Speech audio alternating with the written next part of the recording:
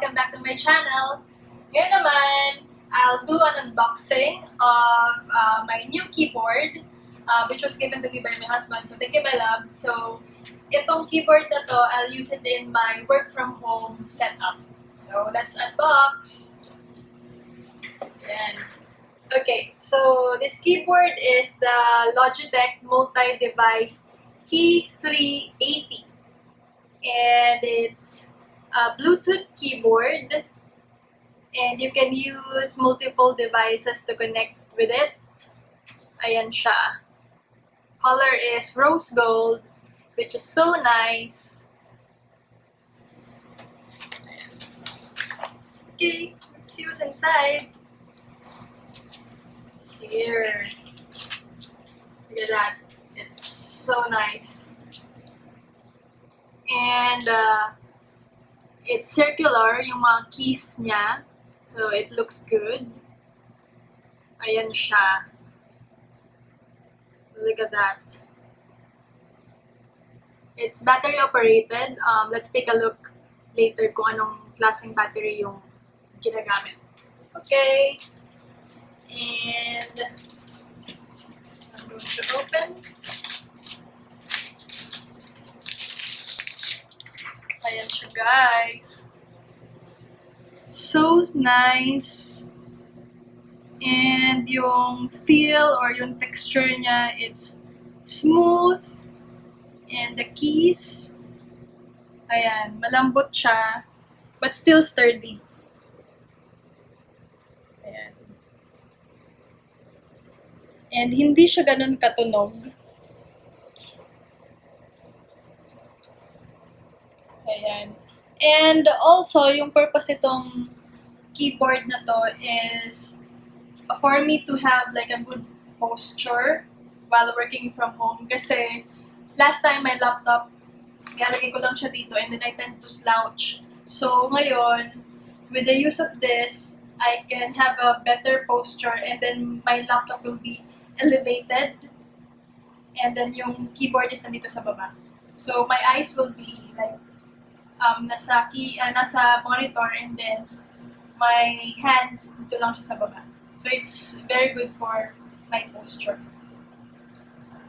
And also, by the use of this keyboard, it will help to prolong the life of your laptop kasi hindi siya ganun hindi mo siya gagamitin ganun masyado. So, it will prolong the keyboard of your laptop. Ayun guys, ito naman yung nasa likod niya. Ayan siya. And ito yung battery. So, let's take a look kung anong klaseng battery yung ginagamit. See? Ayan. Ito yung battery niya. It's not rechargeable pala, so we need to replace it kapag hindi na nag-work. This one is AAA. Let's see. It's AAA. Yeah, AAA. Yep. Ayan siya. Ngayon naman, ito-try ko mag-type sa laptop.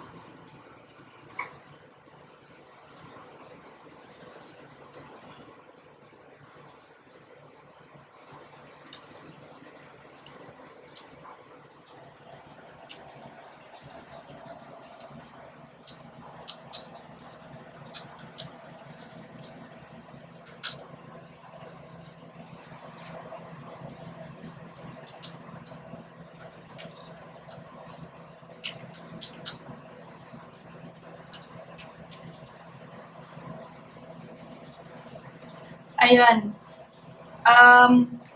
Ang setup ko ngayon sa work from home is naka-elevate yung laptop and then nandito yung keyboard. And as what I mentioned earlier, this can improve my posture because last time yung laptop nasa baba, so I tend to slouch. Unlike this one, naka-elevate yung laptop. And nandito lang yung hands ko. So, yung eyes ko is nasa monitor lang. And then my hands is in the keyboard. So, when I'm writing like this, or typing rather, ayun, hindi ako nag-slouch. Okay siya sa posture ko. And for this one, hindi siya ganun katunog, which is good. Especially sa work ko that I'm more on to like recording of my calls. Also, I'm typing those key pointers while on the call.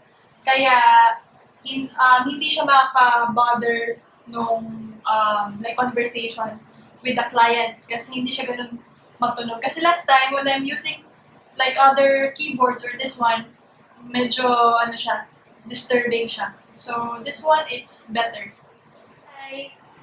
Ayun, I guess for me, it's working well at saka okay siya. For me, it's very also light so I can bring this outside if I want to do my work outside. I can bring this along so it's very light.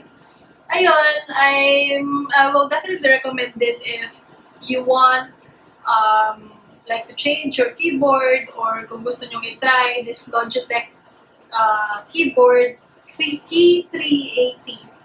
It's definitely good and for the price, it's definitely worth it. So try this.